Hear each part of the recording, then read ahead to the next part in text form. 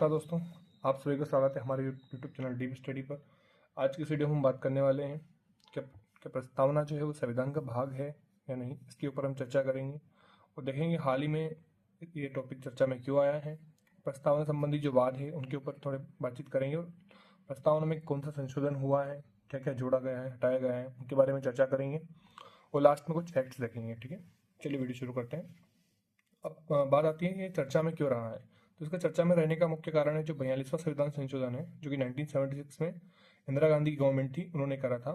Basically इस वक्त आपातकाल चल रहा था, उसके दौरान करा था। तो उसमें संविधान में 3 शब्द जोड़े गए थे: समाजवादी, पंथ निरपेक्ष एवं अखंडता। ठीक है, जो तीसरा शब्द है इससे किसी को कोई आपत्ति नहीं है, लेकिन जो 2 शब्द हैं समाजवादी एवं पंथ निरपेक्ष, जो वर्तमान गवर्नमेंट है उनका ऐसा मानना है कि ये शब्द संविधान में जोड़ने की आवश्यकता नहीं है, इन्हें ऐसे ही जोड़ा गया है। क्योंकि अगर इनको जोड़ने की आवश्यकता होती तो जो संविधान निर्माण के वक्त भी इनको जोड़ सकते थे।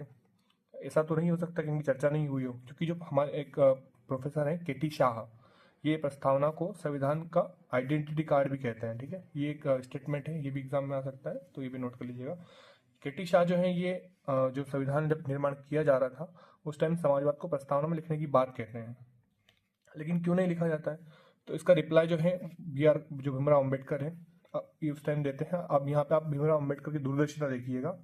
ये कहते हैं कि अगर हम संविधान में की प्रस्तावना में समाजवाद या फिर पूंजीवाद कुछ भी लिख देते हैं तो हम ये डिसाइड कर देंगे आज ही कि हम किस ओर देख रहे हैं, और हमें आने वाला समय पता नहीं है कि अगर आने वाला समय पूंजीवाद का रहा तो हमारा देश कैसे उस समय में अगर विकास कर पाएगा वगैरह वगैरह।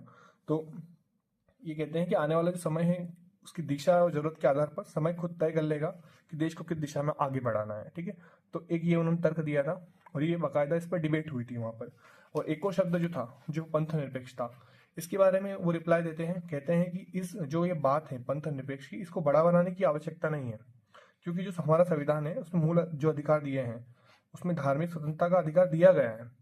तो इसकी जरूरत नहीं है कि हम इसे प्रस्तावना में लिखेंगे, क्योंकि प्रस्तावना में हम क्या लिखते हैं, प्रस्तावना में बेसिकली हम वो लिखते हैं जो हम बनना चाहते हैं या हम अपने देश को बनाना चाहते हैं, ये हम इसमें प्रस्तावित कर रहे हैं लिखकर, तो ये लिखना है। लेकिन हम तो देखें, हम तो पहले से ही पंथ निरपेक्ष हैं, बहुत समय पहले से, तो इसको संविधान में लिखकर बात को बढ़ाने की आवश्यकता नहीं है। ये ऐसा भीमराव अम्बेडकर का मानना था। ठीक है, अच्छा एक और विवाद आता है हमारे देश में, जो धर्मनिरपेक्ष शब्द है और पंथ निरपेक्ष शब्द है, इसका इन दोनों के बीच में विवाद माना जाता है। अब इन दोनों का मीनिंग देख लेते हैं थोड़ा सा। धर्मनिरपेक्ष का मीनिंग होता है, धर्म का मतलब होता है जिसको धारण किया जा सके, और हम अगर बात करें तो जिसको धारण किया जा सकता है वो निरपेक्ष कैसे हो सकता है। बेसिकली जैसे कि अगर मान लो कोई शिक्षक है तो उसका धर्म होता है विद्या का अध्यापन करना, तो अगर वो उसका धर्म है तो वो उसके प्रति निरपेक्ष नहीं हो सकता। निरपेक्ष मतलब बेसिकली प्रतिबंधित होना। ठीक है, तो धर्म निरपेक्षता तो हमारे देश का मूल धर्म है, मूल गुण है एक तरीके से।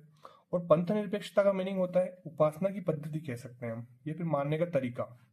तो जो हमारा देश है किसी एक पंथ को नहीं मानेगा, क्योंकि यहाँ पर अलग अलग पंथ रहते हैं, सबके मानने का तरीका अपना अपना है। तो हम कह सकते हैं किसी एक पंथ का पक्ष कभी भी राज्य नहीं लेगा। तो धर्मनिरपेक्षता बनाम पंथ निरपेक्षता में जो भारत है वो पंथ निरपेक्षता की ओर अधिक झुकता है। ठीक है, तो ये इसकी चर्चा में रहने का मुख्य कारण था।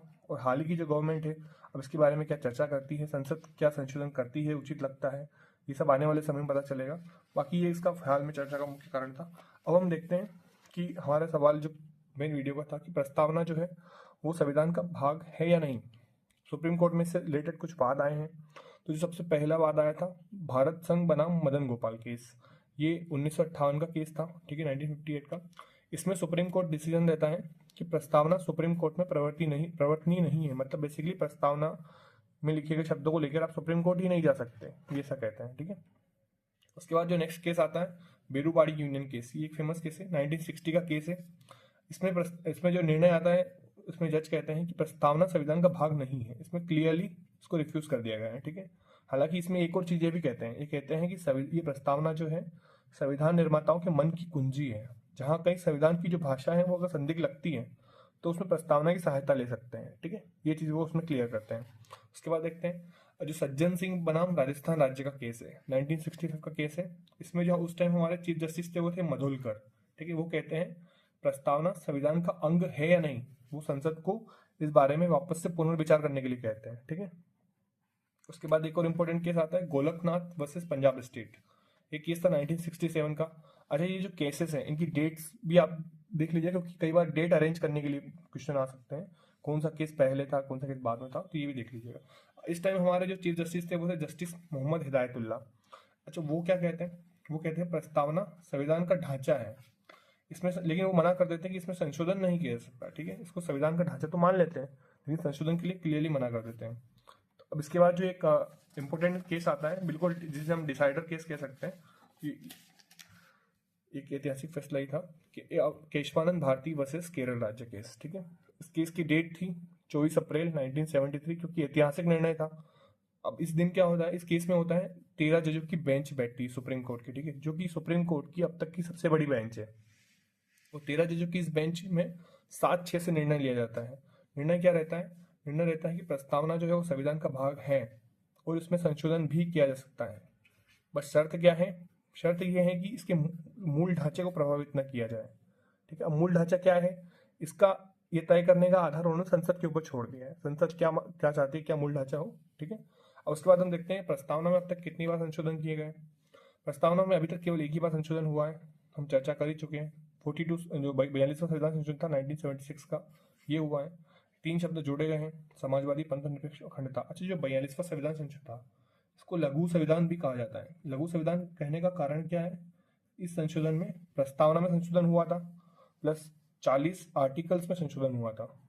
7वीं अनुसूची है, उसमें से राज्य अनुसूची होती है उसमें से 5 विषयों को निकालकर समवर्ती सूची में डाला गया था, और 14 नए आर्टिकल जोड़े गए थे, और 2 नए भाग भी जोड़े गए थे। कौन कौन से थे, एक जो आर्टिकल भाग 4A जोड़ा गया था जिसमें मौलिक कर्तव्य जोड़े गए हैं, और एक भाग 14A जोड़ा गया था जिसमें जो प्राधिकरण है न्याय वो जोड़े गए थे। ठीक है, ये था।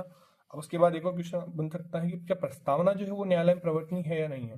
तो मैं आपको दोनों चीजें बताता हूँ यहाँ पर। प्रस्तावना हो गई, मूल कर्तव्य हो गए, और डीपीएसपी जो हमारे नीति निर्देशक तत्व हो गए, ये तीनों ही प्रवर्तनीय नहीं है। यानी कि अगर इनमें से किसी के भी उल्लंघन पर आप सुप्रीम कोर्ट या किसी भी हाई कोर्ट नहीं जा सकते, लेकिन आपसे फंडामेंटल राइट जो कि मौलिक अधिकार है, अगर वो आपके उल्लंघन होते हैं तो आप आर्टिकल 32 का यूज करके सुप्रीम कोर्ट जा सकते हैं, और 206 का यूज करके हाई कोर्ट जा सकते हैं। अब 2 स्टेटमेंट्स और हैं, ये भी देख लीजिए।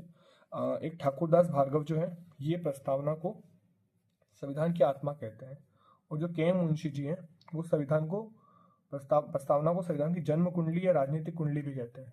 ठीक है, तो ये था कुछ इंपॉर्टेंट टॉपिक। अभी ये हाल का वीडियो है, अगर आपको अच्छा लगा हो वीडियो तो लाइक कीजिएगा, चैनल को सब्सक्राइब कीजिएगा। Thank you so much.